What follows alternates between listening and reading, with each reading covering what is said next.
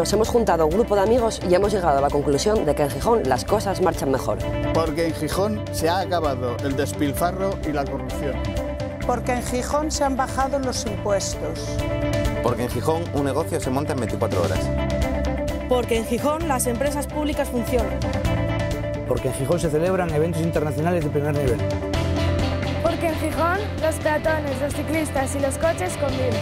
Porque en Gijón se destina más dinero para servicios sociales. Porque en Gijón se lucha contra los recortes del Principado y del Gobierno central. Porque en Gijón se destina más dinero para planes de empleo. Porque en Gijón las obras se hacen cuando hay dinero para pagarlas. Porque en Gijón ningún barrio se queda atrás.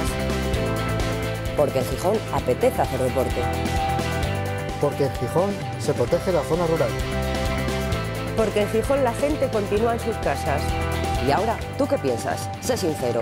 ¿Quieres volver a la corrupción, los chiringuitos y el despilfarro del pasado?